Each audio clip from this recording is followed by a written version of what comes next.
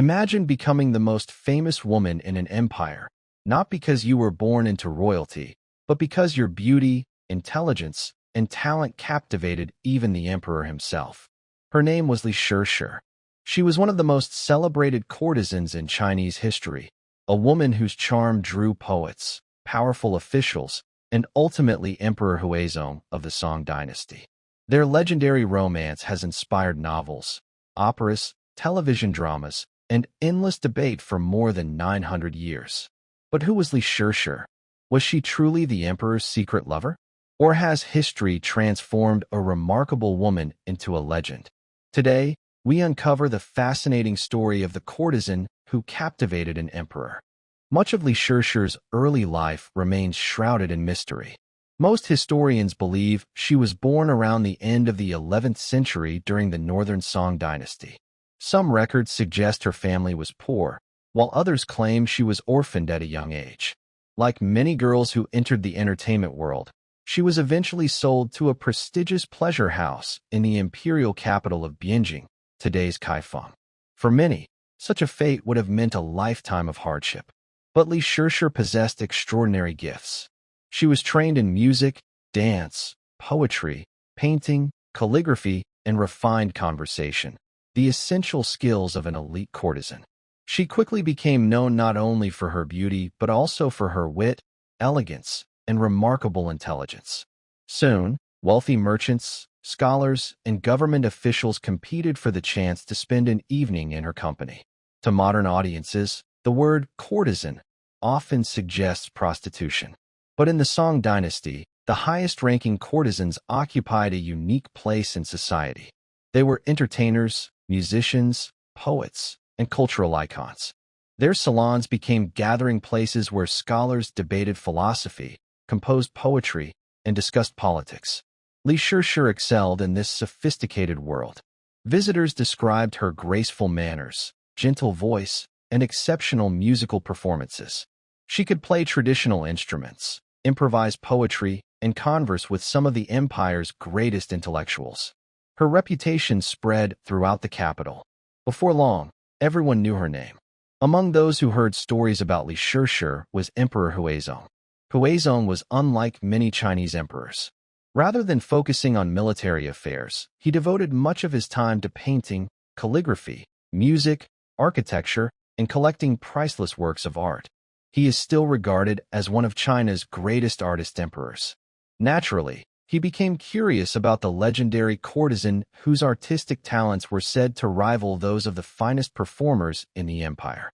According to popular tradition, the emperor secretly left the palace disguised as an ordinary nobleman so that he could visit Li Shishi without attracting attention.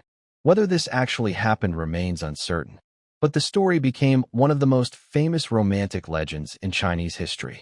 When they finally met, Li Shishi reportedly treated her mysterious guest no differently from any other cultured gentleman. She performed music. They discussed poetry. They admired paintings together. Only later did she discover his true identity. Historical records disagree about the exact nature of their relationship. Some describe a deep romantic attachment. Others suggest that the emperor simply admired her artistic talent. Whatever the truth, Huizong visited her frequently. Some stories claim that secret tunnels connected the imperial palace to her residence. Others describe elaborate disguises that allowed the emperor to escape court life for a few precious hours. Although many of these tales cannot be verified, they reveal how deeply this romance captured the imagination of later generations. For ordinary people, the idea that the son of heaven could fall in love with a courtesan was irresistible. It blurred the rigid boundaries between royalty and commoners. As Li Shishi's fame grew, she became one of the most influential women in the capital. Powerful ministers sought introductions. Poets dedicated verses to her beauty. Wealthy patrons competed for her attention. Yet life inside the pleasure quarters was far from simple. No matter how admired a courtesan became, society still viewed her as belonging outside respectable family life. Marriage into the highest ranks of society remained almost impossible. Even extraordinary talent could not erase social prejudice. Li Shishi lived at the center of luxury, but also at the edge of acceptance. While the emperor pursued art and pleasure, danger gathered beyond the empire's northern borders. The rising Jingkang Dynasty launched a massive invasion. In 1127, disaster struck. The capital of Bianjing fell. Emperor Huizong and his successor were captured during what historians call the Jingkang Incident, bringing an end to the Northern Song Dynasty. It remains one of the greatest national tragedies in Chinese history. The magnificent city that had once been filled with music, poetry, and celebration descended into chaos. And Li Shishi disappeared from reliable historical records. What happened to Li Shishi? No one knows for certain. Some legends claim she escaped the capital and lived quietly as a Buddhist nun. Others say she died during the invasion. Still others insist she followed the emperor into exile. There are even stories that she vanished without leaving any trace at all. Because official records are scarce, historians cannot confirm which version is true. Her mysterious disappearance only strengthened her legend. Sometimes, unanswered questions become more powerful than certainty. For centuries, writers, playwrights, filmmakers, and historians have continued to tell Li Shishi's story. But her enduring appeal is not simply about beauty. She represents the remarkable cultural world of the Song Dynasty, where music, poetry, painting, and scholarship flourished like never before.